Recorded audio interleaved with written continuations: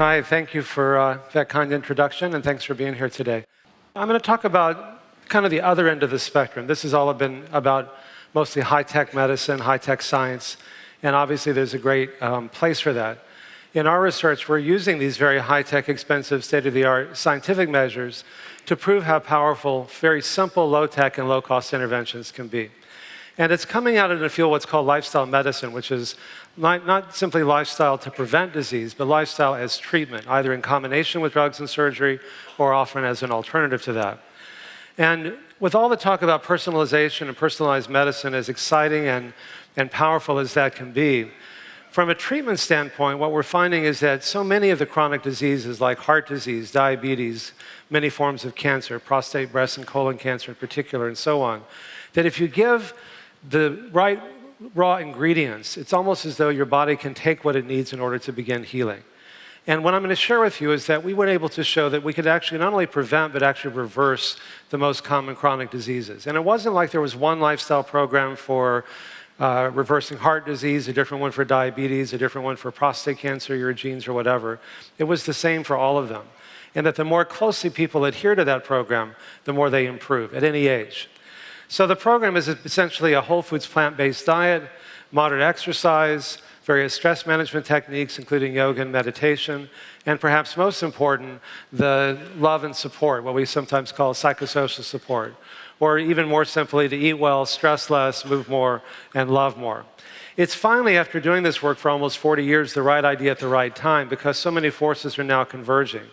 For one, the limitations of drugs and surgery are becoming increasingly apparent, and I'll go through some of those data with you, showing, for example, that in stable patients, stents and bypass surgery really don't work that well. At the same time that the power of these intensive lifestyle changes is becoming more well documented. And as we move into the era of Obamacare, whatever you think about it, it's really turning all the incentives on their ear. You know, in a fee-for-service environment, the more drugs, the more hospital admissions, the more operations, the more revenues generated. But as we move into the bundled payments, here's X amount of dollars, you get to keep what's left over. There's more revenue by doing fewer of these procedures. If you had to boil this down to one simple concept that's been a guiding principle for me for all these years, it's a really radical one, radical in the sense of getting to the root, or what is the cause?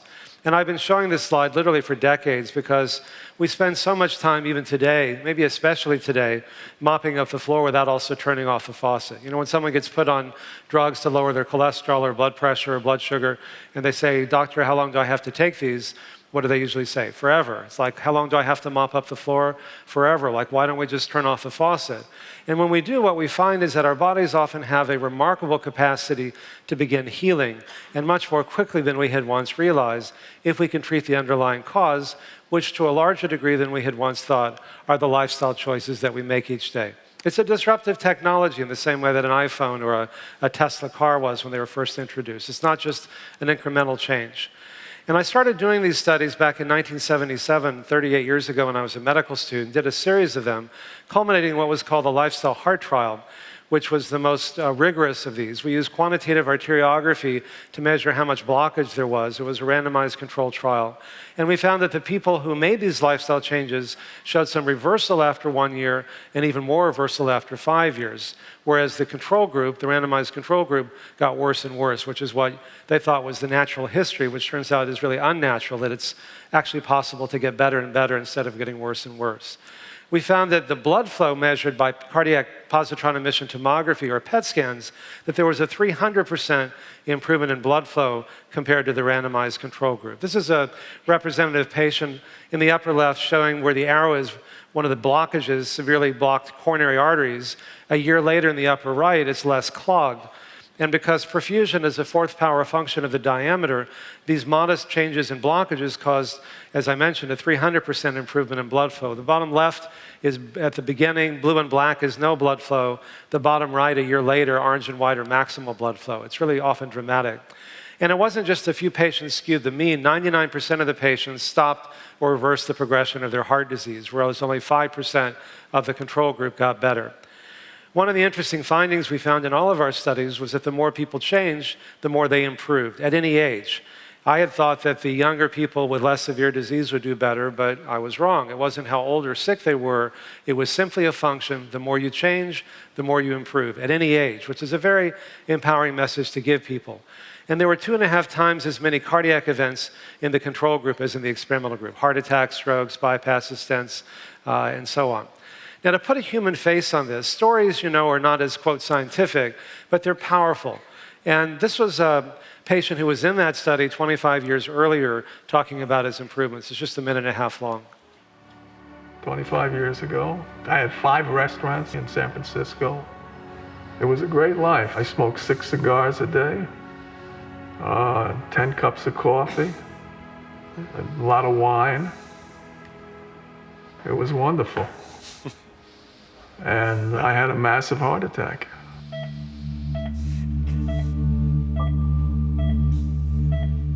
I was in the hospital for 2 weeks. I could hardly just about walk 3 steps, and I'd have to stop and rest. I was popping 20 or 30 nitros a day. But then Dean Ornish was starting his program to see if you can reverse heart disease through lifestyle change. And he went to my doctor and asked if he could approach me. He told Dean, "How long is the program?" So he said it was a year. And my doctor told him he wouldn't recommend taking me because he didn't think I would live the year. So he figured I was going to die because I was in such bad shape.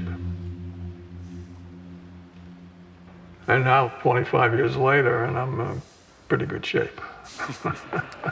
His doctor died during that time, but that's another story. But literally, this is a guy who literally couldn't walk across the street. He couldn't have sex. He couldn't play with his kids. It took him an hour to take a shower. He was having 30 episodes of chest pain a day requiring medication. Became pain-free for 25 years.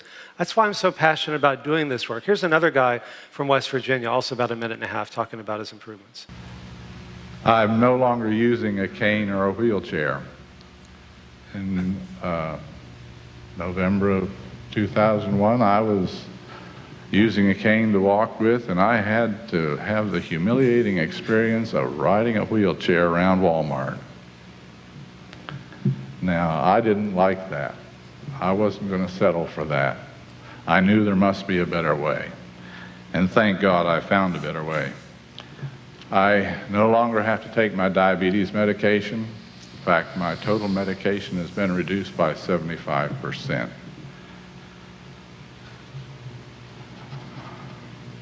I had trouble getting to my mailbox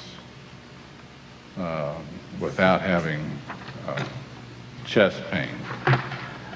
But now I'm walking at least 2 miles a day. I ride my stationary bike anywhere from 8 to 10 miles a day.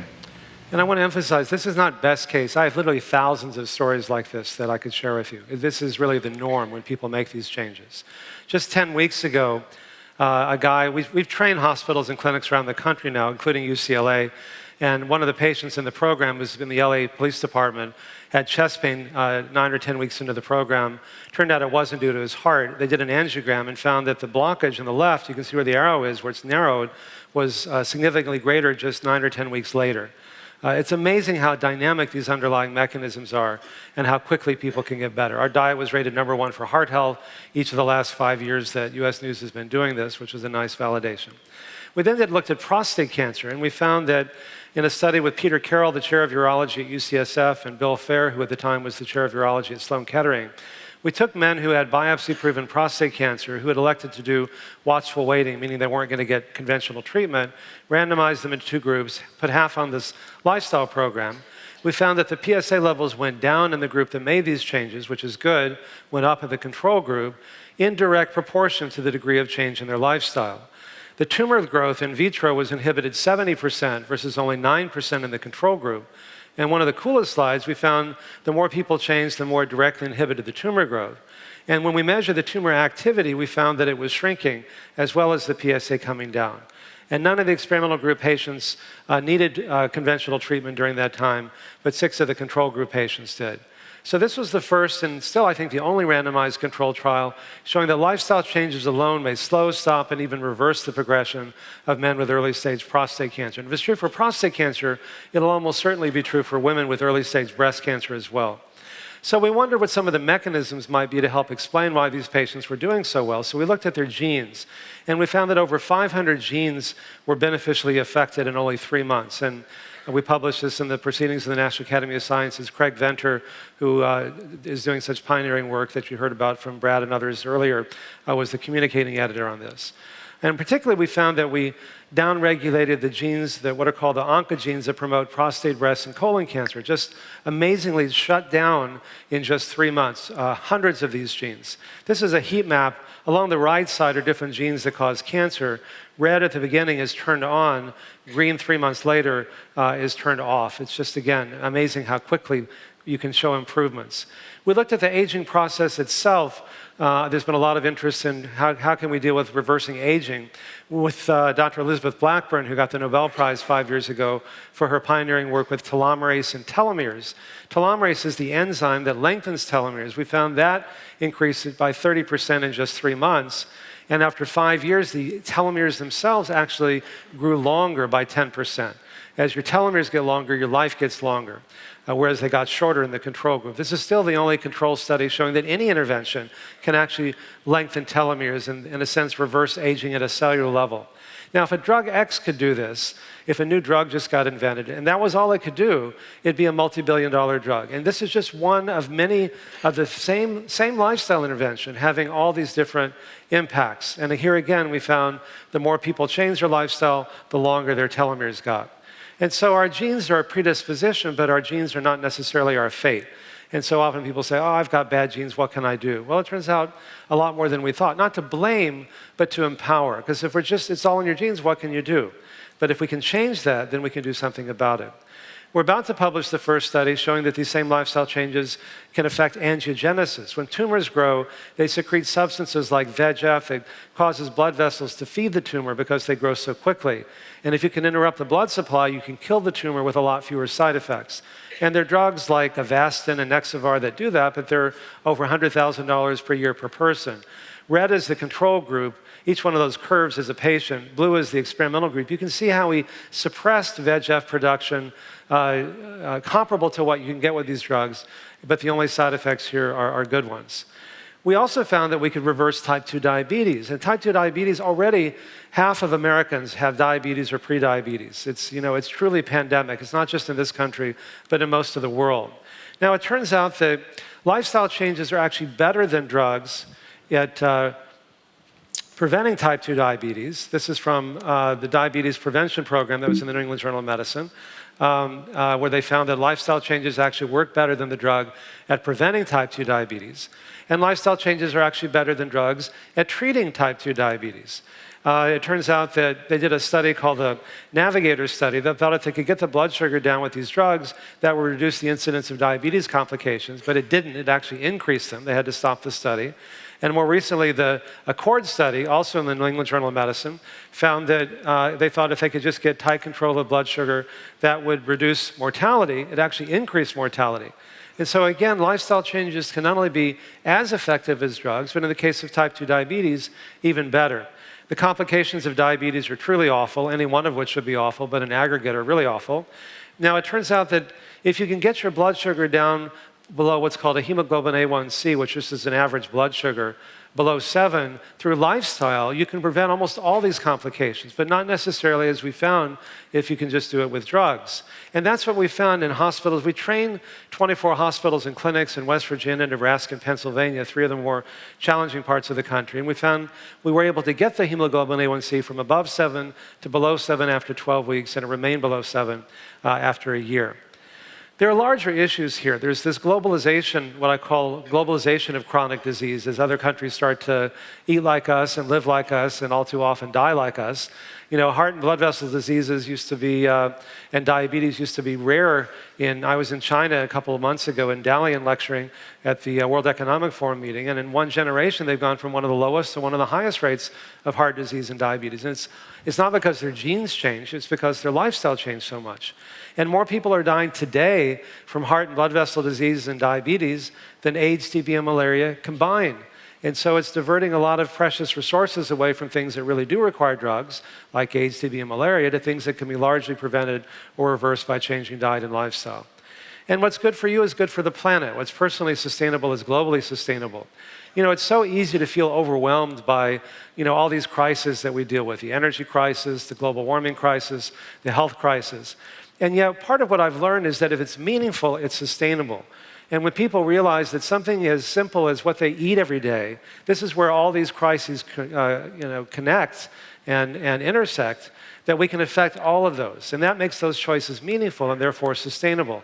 20% of the fossil fuel we burn every year goes to make food unhealthy by processing it. And there's enough food on the planet to feed everyone today if we ate lower on the food chain, because it takes 10 times more resources to eat a meat-based diet than a plant-based diet.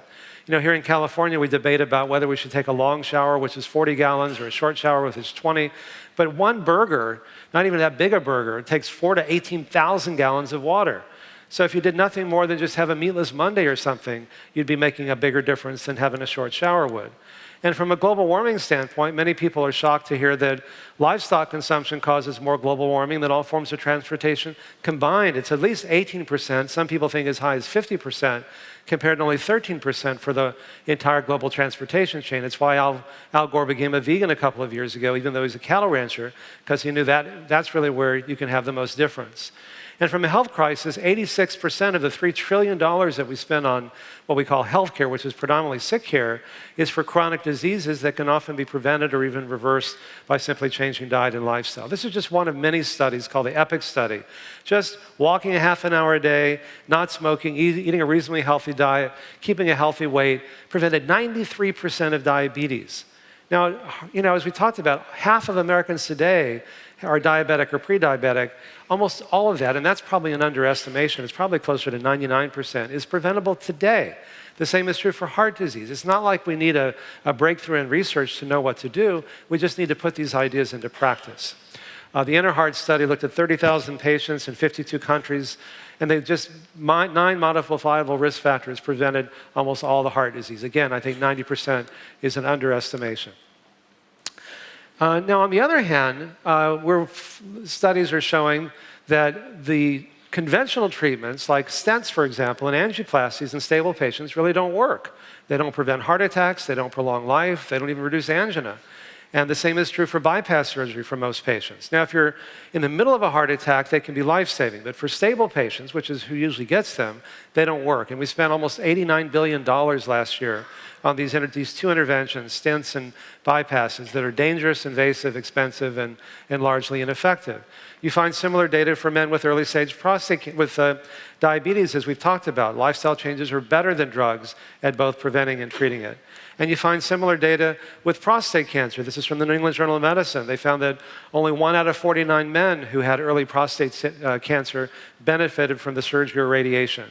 What happened to the other 48 is they became mostly impotent or incontinent or both. So we take guys who are in the prime of life, in their 50s or 60s, their PSA goes up, they get a biopsy, they told you have cancer, they want to do something about it, and yet 40 out of 49 times the treatment is worse you're more likely to die with prostate cancer than from it. And we maim guys in the most personal ways. Now they're wearing diapers because they're incontinent, they can't have sex for very little, if any, benefit at huge economic cost.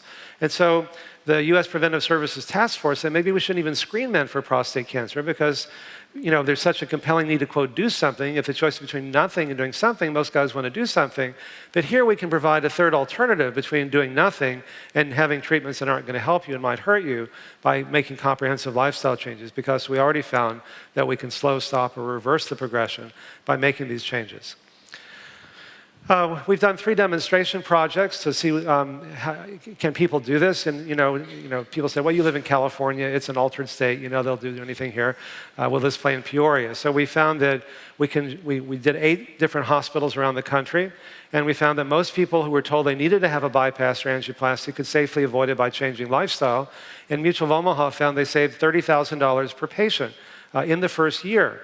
Highmark Blue Cross Blue Shield was not only covering but providing our program in these 24 sites in West Virginia, Nebraska, and Pennsylvania. They cut their costs in half in the first year. And it was even better than that. In the subset of those patients that they'd spent at least $25,000 on in the preceding year, it was a 400% reduction. Now, as we move into the accountable care organizations and integrated delivery networks, those cost savings will accrue to the doctor or the hospital and not just to the insurance company. We've trained, we have data from thousands of patients.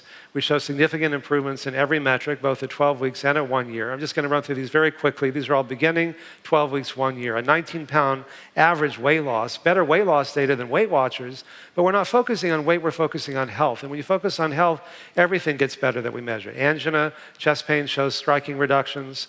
Most people notice significant improvements. It's part of the reasons why they stay with it, because what they gain is so much more than what they give up. The ability to exercise goes up quickly and stays up. The old joke, am I going to live longer? Is it just going to seem longer if I eat and live healthier? It turns out the quality of life actually improves dramatically in these people. Systolic blood pressure goes down. This is important. Just last month, major studies said we should be getting blood pressure down even lower, which means tens of millions of people more are going to be put on these drugs forever, as opposed to turning off the faucet.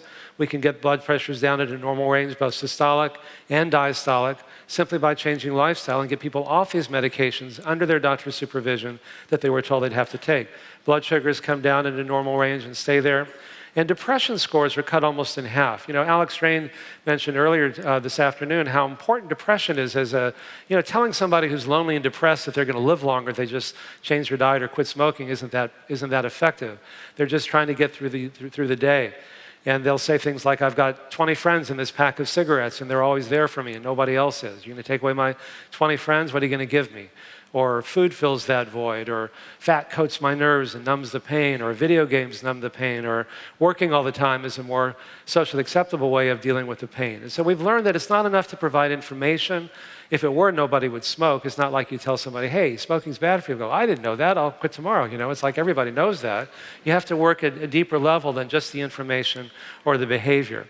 And I also thought if we just did good science, that would change medical practice, and to some degree it did, but I realized that if we couldn't change reimbursement, then it wouldn't be sustainable. So that led me on a 16-year quest to try to persuade Medicare to cover our program, which they're now doing, and now that Medicare is paying for it, most of the other insurance companies are.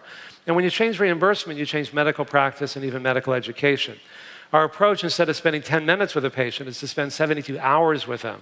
And we have a team of 6 people, the doctor, nurse, yoga teacher, exercise physiologist, dietitian, and psychologist. Patients come for 18 4-hour sessions over a 12-week period. They get an hour of yoga and meditation, an hour of exercise, an hour of support group, which is a loving place, and an hour of nutrition with a group meal. And that makes it sustainable because it's now reimbursable. It also enables us to go back to why we went into medicine in the first place. Vinod Khosla, who I saw here earlier, has been quoted as saying, if all we are as doctors is a collection of algorithms, we're likely to get replaced by an iPhone app before long because, computers do that better than we do.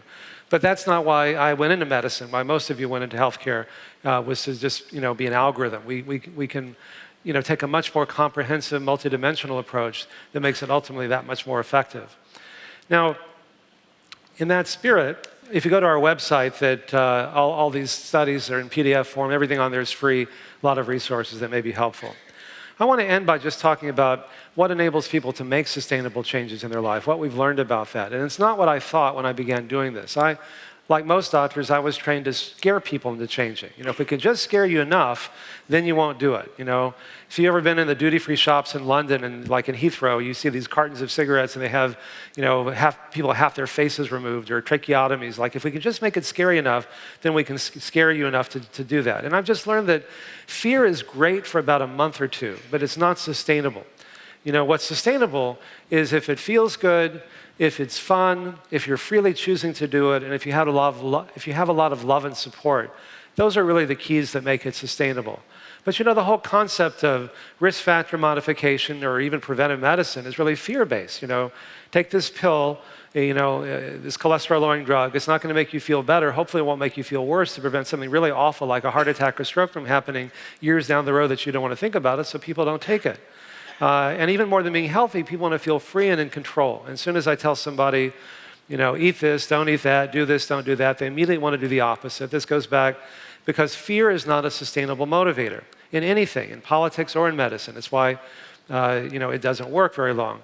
And the first dietary intervention that, don't eat the apple, that didn't go so well, and that was God talking, so we're not going to do better than that. But here again, most people think that taking a pill is easy, everyone will do it. Changing lifestyle is difficult, if not impossible.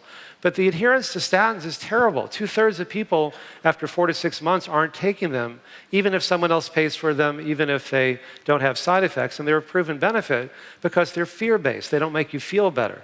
But the irony is we're getting 85 to 90% adherence to our intensive lifestyle program after a year, and it's a lot harder to do that, but the benefits are so much greater. And because these underlying biological mechanisms are so dynamic, most people feel so much better so quickly that there's no point in giving up something that you enjoy unless you get something back that's better.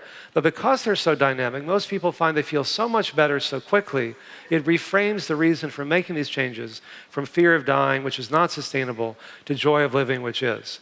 When you eat healthier, manage stress, exercise, love more, your brain within minutes gets more blood and more oxygen. You think more clearly, you have more energy, you need less sleep. And the latest studies are showing that through neurogenesis and neuroplasticity, you can grow so many new brain neurons in just a month or so that your brain can get measurably bigger, particularly those parts of your brain like the hippocampus that controls memory, that you want to get bigger as you get older and tend to forget things. Something as simple as consuming omega-3 fatty acids once a week causes a 60% lower risk of Alzheimer's. And there are no good drugs for preventing or treating Alzheimer's. Again, if drug X could do this, everybody over 65 would be taking it. But it's just simply something as simple as omega-3 fatty acids. And what's bad for your heart is bad for your brain. Eating more saturated fat and trans fats doubles your risk of Alzheimer's disease. But the real epidemic isn't just Alzheimer's or heart disease or diabetes or cancer, it's loneliness and depression. And study after study are showing that people who are lonely and depressed are 3 to 10 times more likely to get sick and die prematurely than those who have a sense of love and connection and community. And information is not enough. Again, telling somebody who's depressed they're going to live longer if they just take their medication or change their diet and lifestyle doesn't work. They're just trying to get through the day. And so we have to work at a deeper level. People who were depressed 6 months after a heart attack had 4 times the likelihood of being dead than those who weren't, independent of their cholesterol, blood pressure, or any other factor. When you're depressed, your immune system is depressed in all the ways that we can measure. At UCSF, Margaret Chesney found that men and women who are HIV positive who were depressed had twice the likelihood of developing AIDS and dying from it as those who weren't. And Nicholas Christakis at Harvard found that if your friends are obese, you're 45% more likely to be obese yourself. If it's your friend's friend, it's 25%. And if it's your friend's friend's friend, it's 10% more likely, even if you've never met them. That's how interconnected we are. And it's not just obesity, it's pretty much everything. And so we learned that those social networks can be healing. That anything that brings us together is really healing. David Spiegel at Stanford found that just having a support group once a week for a year in women with metastatic breast cancer doubled their survival. Now, a skeptic would say, oh, give me a break. Talking about my feelings is going to help me live longer if I've got breast cancer, please. But that's what the data show. Because, people used to criticize my work and they say, oh, it's so touchy-feely, and I get really defensive and say, look at our hard data. And then one day I said, it is touchy-feely. That's what makes it work so well. We are touchy-feely creatures. We're creatures of community. And with all this technology that we talk about here at this conference, and how important that is, it's important to really also recognize that these very low-tech issues are extremely important. That anything that creates a sense of intimacy is healing. And trust is what creates intimacy. And, healing comes from the root to make whole. Yoga, to yoke, to unite, to bring together. These are very old ideas that we're rediscovering. And if you say, I feel deprived because I can't eat everything I want, that's not sustainable. If you say, on the other hand, I'm choosing not to eat certain foods because I can dance with my child at their wedding, when they grow up, or walk them down the aisle, or whatever it happens, play with my kids, those are the things that make these choices meaningful and sustainable. uh, it's, choosing not to do something imbues it with great meaning. All religions and spiritual practices have their own guidelines and, diets. And one you can eat this, but not that, or on Fridays, but not, or before midnight, but not whatever. It's like, is God confused? Or, whatever intrinsic benefit there is in eating or not eating certain foods, just the act of choosing not to eat something imbues it with great meaning. Just like if you choose to be in a monogamous relationship, is that the ball and chain?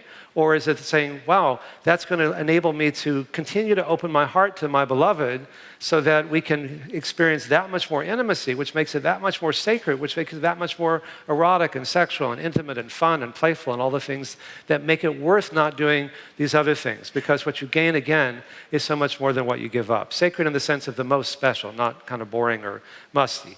And when I was in college, I was suicidally depressed because I learned I could take all the meaning out of something. That's how I got interested in all this crazy stuff. But I also learned that just the act of choosing not to do something, not to eat certain foods, or being monogamous, or whatever it is, imbues that you can put meaning in. Just I learned I could take all the meaning out of something. I learned that I could put the meaning back in as well. It's malleable. And so I ask patients, I say, why do you want to live longer? I don't just assume that they do. And then when they can connect why they want to live longer, then they're much more likely to make lifestyle choices that are life-enhancing than ones that are self-destructive. Because it's not just how long we live. Longevity is great, but it's how well we live that ultimately really matters. And meaning to me is the antithesis of depression. If it's meaningful, then it's sustainable. And intimacy is really healing in the ways we've talked about. Now, in the military, more people have died from suicide than in combat the last 20 years. It's pitiful. So I gave the matriculation lecture at the Army War College last month, which is where they train the future generals and joint chiefs of staff from the Army, Navy, Air Force, Marines, and Coast Guard. And I figured I was going to talk about the power of love at the Army War College, which had a bit of a Dr. Strangelove quality to it, as you can imagine. These are like 400 generals in training from 67 different countries. And I knew that if I went there as kind of the wuss California doctor, I'd have no street cred. So I asked former four-star Admiral Eric Olson, who's really a guy's guy. He was in charge of all the special forces worldwide, the Navy SEALs, the Army Rangers, and Green Berets, and so on. And so he made this, it's just a 2-minute-long video on the power of love, which I want to end with because I think it's really powerful. Hey, greetings to all of you at Carlisle. I'm Eric Olson. Thank you, Dean, for allowing me to be with you, albeit from a distance. I got to say, Dean, you're the first guy who ever asked me to talk about love. And I got to say that the more I thought about it, the more I was struck by the importance of discussing it, particularly in a military context where it doesn't get talked about often enough. I'm here to say that I believe that love is an under-acknowledged emotion and a force as it relates to military service members and especially soldiers at war. But it is certainly a force that drives much individual behavior, and intentionally so, in moments of victory or defeat, life or death.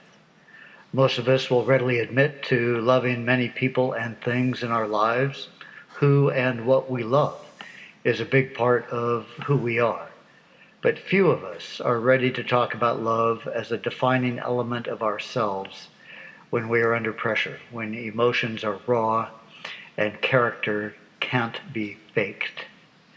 Instead, we use other words. We talk about bonding, about the brotherhood or sisterhood of arms, or the glue that holds a small unit together when things look very bad.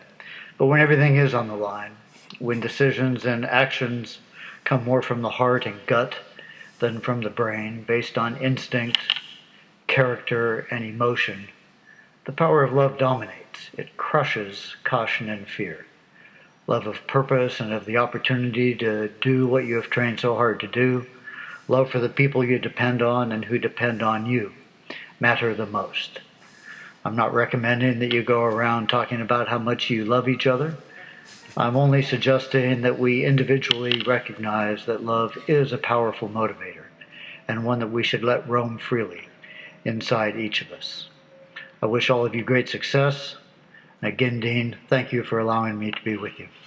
I love the line where it says, love crushes caution and fear, that love is more powerful than fear. You know, the light drives out the darkness.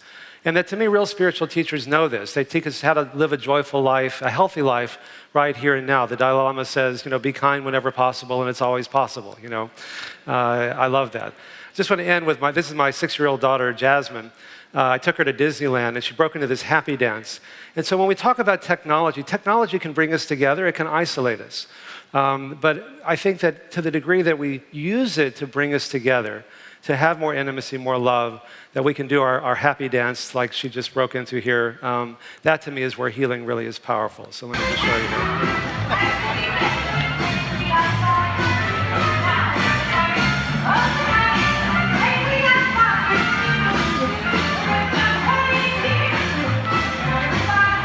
Here comes the grand finale. There it is. Anyway, the idea is that we want to be able to have a conspiracy. Thank you. A conspiracy of love, if you will. You know, that we can use all this technology to really bring us together. People use the experience of suffering as a doorway for transforming their lives for the better. The technology can amplify that for better and for worse, but by itself it's soulless. But when we can bring it as a way of healing, in the sense of bringing us together, it can really be powerful. So thanks for the chance to be here today. I appreciate it.